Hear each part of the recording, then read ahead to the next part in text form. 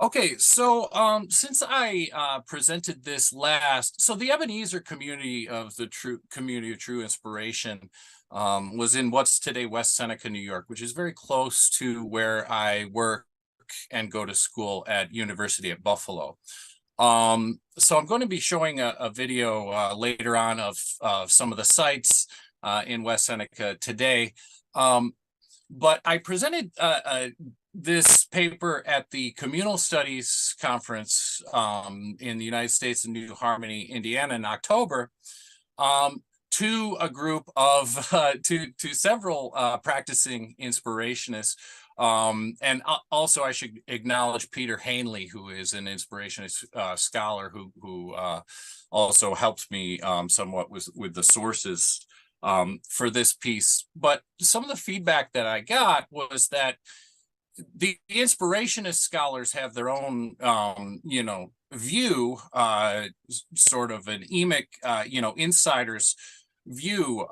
But since I, work close to Buffalo and I'm not an inspirationist myself, they were wondering if I could add a little bit more of an edict or outsider's view to things. So I've kind of shifted my focus on this a little bit. Jan mentioned, the inspirationists have a long history, and I'll give a little bit of that background just by way of introducing them to those who don't know. But I'm really zooming in on what their leader Christian Metz called the long and anxious period of waiting in their journey from the independent German state of Hessen to the United States, and then their settlement on the Buffalo Creek Indian Reservation that had belonged to the Seneca. So Eben-Ezer was both a stone of help, that's what Eben-Ezer means after 1 Samuel 7:2, but also a test of faith for the community of true inspiration. And as I say, Metz called it this long and anxious period of waiting. But by way of introduction, the Community of True Inspiration was a radical pietist communal religion founded in 1714. Their founders were Eberhard Ludwig Gruber and the first Werkzeug, or tool of God, Joseph Friedrich Rock. And Werkzeugs, they believed, had the ability to communicate directly with God and act as God's mouthpieces here on Earth.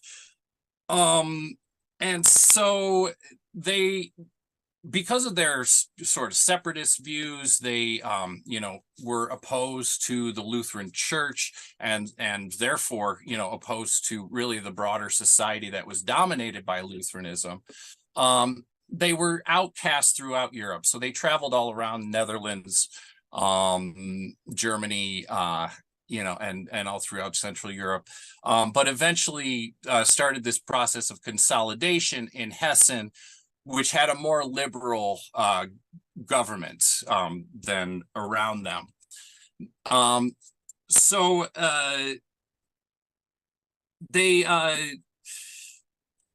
When they consolidated in Hessen, they actually went into a period of decline until in the 1820s, the new Werkzeug Christian Metz started to receive divine inspirations, and he led a revival of the Inspirationist movement.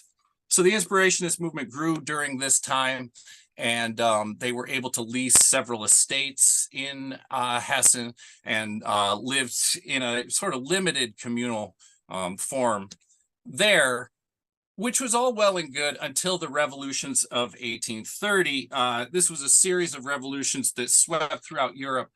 But as part of this, Upper Hessen had erupted in rebellion.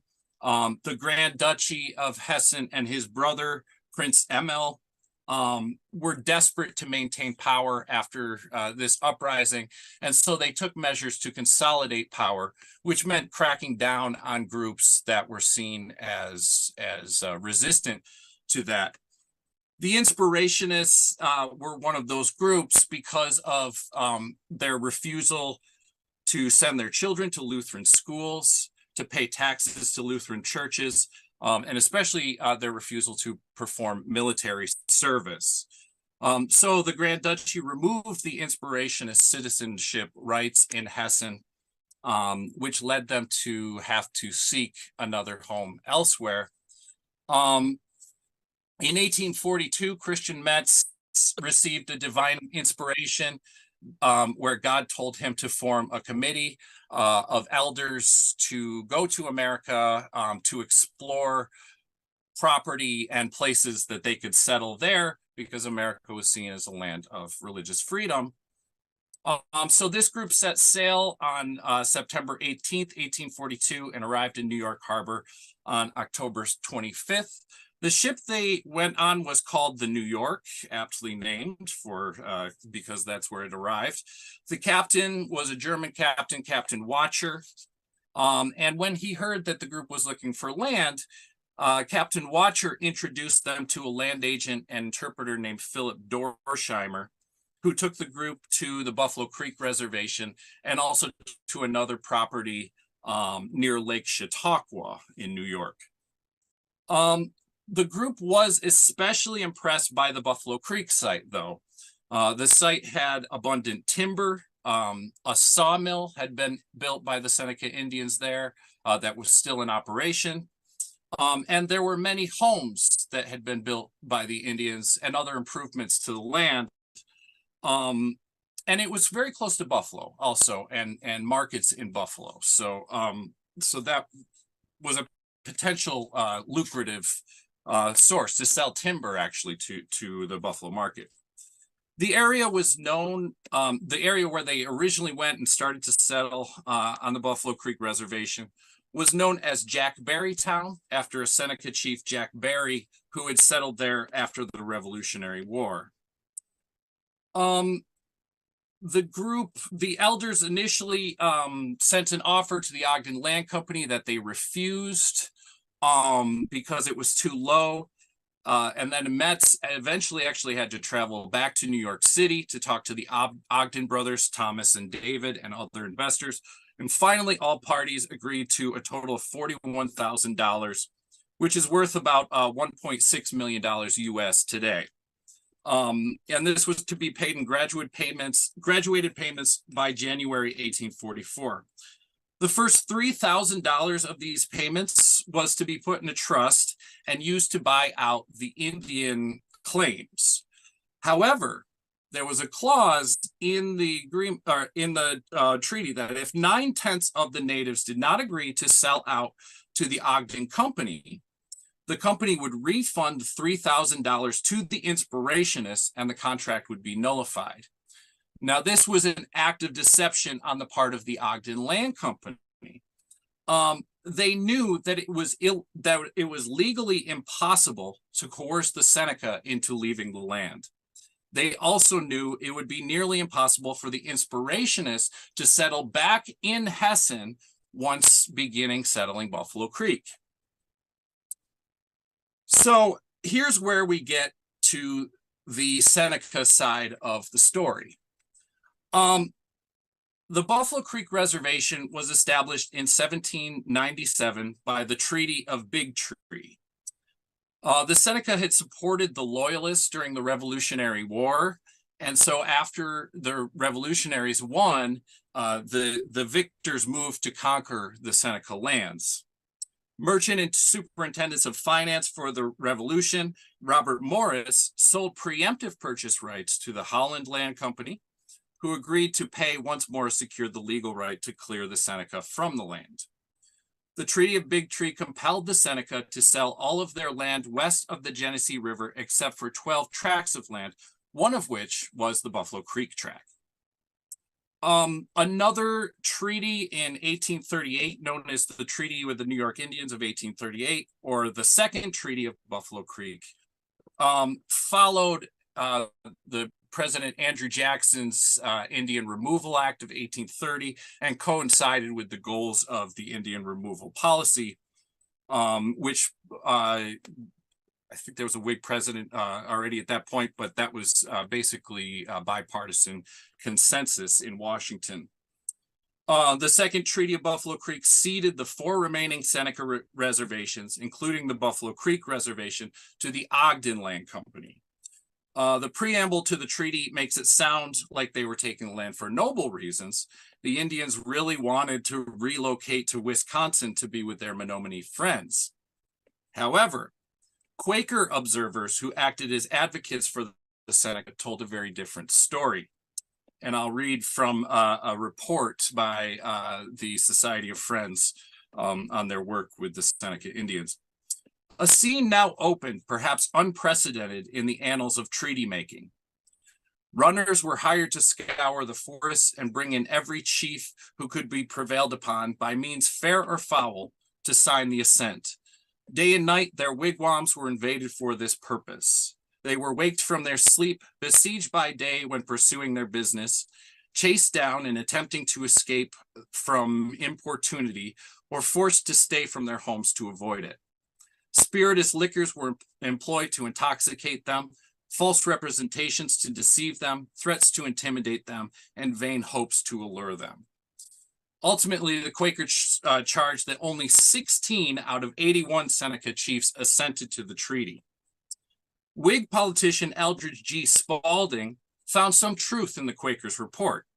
He also wrote a report, which he submitted to the Congressional Committee on Indian Affairs, urging them to take the matter up again. They did with the Treaty of the Seneca of 1842, also known as the Third Treaty of Buffalo Creek or Compromise Treaty of 1842. This acknowledged that the Ogden Land Company had purchased the Buffalo Creek and Tonawanda reservations, but it returned the Allegheny and Cattaraugus reservations to the Seneca.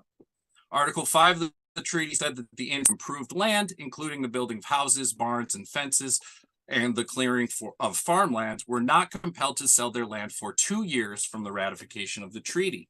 So that meant that the Ogden Company sold the land to the Inspirationists with the understanding that they would be able to immediately settle on the extant buildings when, in fact, the Ogden Land Company had no power to compel the Seneca who dwelt on the improved land to migrate until 1844, 2 years later.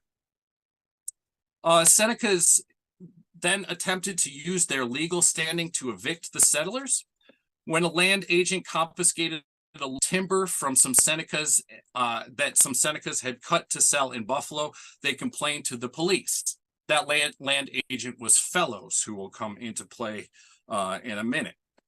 The police arrested Inspirationist elder Willem Noe while he was working and detained him in Buffalo. In 1821, law had made it illegal for non-Indians to reside on reservation lands. So without a deed, which the Ogden Land Company was unable to provide, the Inspirationists were in violation of this law. The Seneca chiefs enlisted Stephen Osborne as their agent to represent them, and through Osborne, the chiefs invited the Inspirationist elders to meet at the Indian Church in Jack Berrytown. It's kind of an interesting scene. They had to have 2 interpreters to communicate. One interpreter translated Seneca into English. The other translated English into German. A peace treaty was made, and they agreed to coexist with the European colonists for 1 year in exchange for a payment of $600 from the Inspirationist elders. Christian Metz said despite their problems, they still had peaceful relations, but their peaceful coexistence was tenuous. On May 1st, 1844, the chiefs met and decided that since the 1-year term on the treaty was up, and according to the treaty, they had, quote, agreed to remove from off the reservation, which we expect you may be disposed to comply with. When the Eben-Ezer elders replied that they did not intend to vacate and that the title actually had passed from the Seneca to Ogden and Fellows, the Seneca chiefs requested to counsel with the elders in person. The following day, Metz and Mayer, another elder, met with the group of chiefs. The chiefs were accompanied by a lawyer from Aurora, New York, who advised them to drive the Inspirationists from the reservation, and the lawyers would defend them from any legal consequences that action might incur. The chiefs informed the elders of their intention to drive them from the land, and the elders promised to reply by May 4th. George W. Clinton son of former New York Governor DeWitt Clinton, was the lawyer for the Seneca. He argued that there may be grounds to overturn the treaty and also exhorted that the Indians do not use hasty measures against the Germans. These were comparatively innocent. They had only to do with the Ogden Company. Clinton also pointed out that the company had promised in a letter on February 15, 1844, that the Germans would pay the Indians for their improvement at a price not to exceed $1.50 per acre.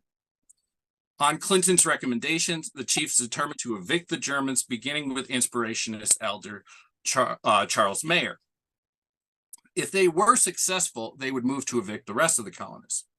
Judge Nathan K. Hall heard the eviction proceedings against Mayer in Erie County Court of Common Pleas and found that whatever may have been, here's a quote, the means used or however much the Indians may have been wronged in the negotiations of these treaties, I cannot, especially in the absence of all evidence of fraud, doubt for a moment that these treaties are binding so far as this application is concerned. And so since the treaties of 1838 and 42 were valid, the Seneca's national right is gone.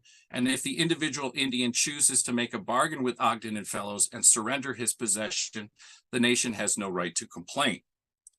Most of the remaining Seneca on the Buffalo Creek domain sold their improvements and left, but a few did refuse to be driven out. They continued to cut timber and peel bark for tanning on the land. On October 1st, 1844, Inspirationists sent a letter addressed to 13 Seneca chiefs, informing them that they no longer had timber rights to the forest and were not allowed to trespass. The elders invited the chiefs to council at Middle Eben-Ezer on August 6, 1844. Mayer read an address in English while an interpreter translated it into Seneca, recounting the group's persecution in Europe and apologizing for their ignorance of the injustice and fraud perpetrated against the Seneca. A Seneca spoke up and said that just as their faith in God had led them to this land, so too did the Seneca believe the Great Spirit gave them this land to be stalwarts of as long as they could. Several days later, a committee of Seneca approached the Inspirationists saying they had agreed to abandon Buffalo Creek. However, there was still another group for whom Inspirationist pleas had no purchase. This group extracted as much timber and bark as they could from the forest before marching through Middle Eben-Ezer with their hatchets, damaging Inspirationist property in June of 1845. As a result of a complaint by the Inspirationists, the group was indicted by a grand jury, but settled the matter outside of court. The Indians and Inspirationists reached an agreement on July 9, 1845, that the Indians would not trespass on the Eben-Ezer track so long as the Inspirationists withdrew their complaint from court. By 1846, the last of the Seneca had left the Buffalo Creek. Eben-Ezer thrived as a community until they outgrew it in 1855 and moved to Amana, Iowa, as Jan mentioned. Local legends, now I haven't been able to find any documentation for this, but in conversation with the West Seneca historian and some of the Haudenosaunee historians that he's talked to, local legend says that the reason for their move to Iowa may have been because the Seneca had friendly relations with the Meskwaki, on whose land Amana still resides today, and the Inspirationists were able to maintain friendly relationships with the Seneca. After they moved to Amana, for the most part, the Meskwaki and the Inspirationists coexisted peacefully and cooperatively. The Meskwaki canoed down the Iowa River to trade with the communal kitchens and to harvest lotuses at Lily Lake and Amana. Amana blankets were used as part of Meskwaki burial ceremonies. And their interactions continued for about 70 years. So in conclusion, before I move on to the video, Eben-Ezer was an intentional community escaping persecution in Europe. They came to the United States, a promised land of religious freedom, but their dreams of communal spiritual utopia came up against a land claim by the people that had already lived there for centuries. The Inspirationist utopian goals happened to coincide with the goals of the post-Jacksonian government. They wanted to remove the people that already lived there and replace them with a European population. The Inspirationists thus, despite goodwill and best intentions, became the tools of a larger program that was out of their control. The Inspirationists had to live and try to coexist with the Seneca through this whole tense time. Luckily, the spiritual faith of both groups largely helped them avoid violence. However, both groups were at the forefront of a struggle over which neither party had full control. The individuals at Berrytown, Eben-Ezer, and later West Seneca coexisted under conditions imposed on them by forces much larger than what was happening there at Buffalo Creek. And so here is a video that I made of some of the historic sites in the Eben-Ezer today, the town of West Seneca.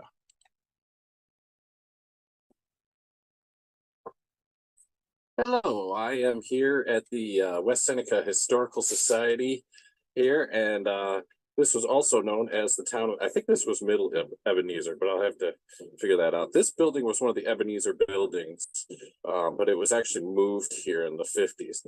But the Eben-Ezer, so there were three actually Eben-Ezer communities, Upper Eben-Ezer, Lower Eben-Ezer, and Middle Eben-Ezer. They're not all part of the town of West Seneca, but you can see the historical marker over my shoulder here.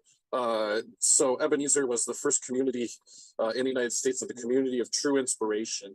A lot of the Eben-Ezer buildings are today private residences and have been remodeled, but one of the most recognizable as a 19th century building is the Holy Helpers Church on Indian Church Road in West Seneca. And this was actually Middle Eben-Ezer.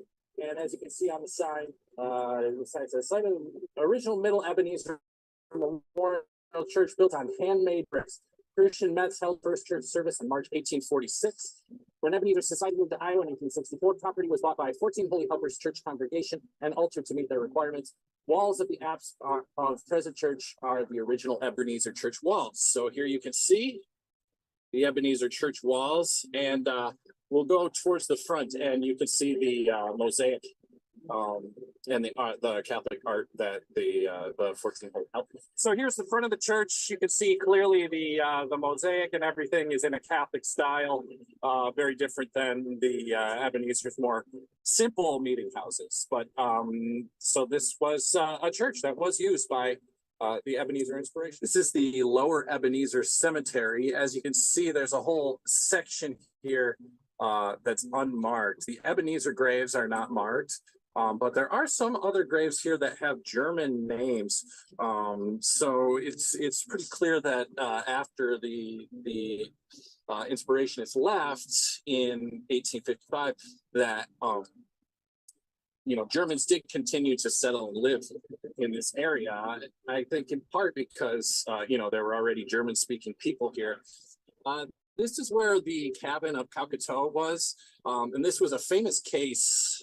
Actually, there's a book called Seneca Spirits about witchcraft. It talks about this landmark case. Tommy Jemmy was a Seneca chief that executed Calcutta for witchcraft. And according to legend, the Eben-Ezers, they settled some of the Indian-built cabins on the Buffalo Creek Reservation. And according to legend, a few of the Eben-Ezer Inspirationists saw a ghost of the witch Calcutta and asked Christian Metz if they could move to a different cabin. I wasn't able to find any information on that in my research in Christian Metz's diary or in Gottlieb Schooner's history, but it is sort of a local legend, and so that's why there's the marker for folklore and legends here. Now here is the actual Eben-Ezer Cemetery section of the Lower Eben-Ezer Cemetery. And as you can see, it does have the names marked here, but there are not any marked graves in this section. And then actually back here somewhere is where the Calcutta's cabin was said to be. All right, so here we are at the edge of the Buffalo Creek at the site of the Christian Metz home. You can see an old mill. Actually, maybe you can barely see the rooftop over there, but that was also an Eben-Ezer building. Let's go up to the front of the building here. There's one of the original millstones from the Eben-Ezer mill. And here's the Christian Metz house. As I said, a lot of the Inspirationists moved into cabins that already existed on the Buffalo Creek Reservation, built by Indians. So initially, Metz did live in a cabin built by Indians. But so this is his home here. These are also Eben-Ezer buildings on the rest of this street here too as well. So Christian Metz lived here. This building was erected in 1840 with the home of Lord Cannon, operator of the Indian sawmill, and then later Christian Metz, later the Eben-Ezer Society, occupied this house. And our final stop on our tour of the Eben-Ezer settlement is here in the Middle Eben-Ezer Cemetery. Today, this is part of a public park right across the street from the Metz home. The Metz home actually, by the way, is being considered for revision and becoming a museum. Jim Pace, the West Seneca historian, is working on that and everything. As you can see, this cemetery is also unmarked, pretty overgrown here in the forest. It's been sort of allowed to become a natural open space here. But you can't see here are some names. These are the names of the folks buried here at the Middle Eben-Ezer Cemetery.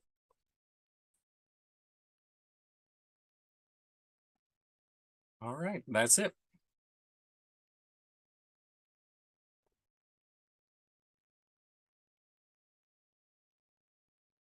You're muted, Jonathan.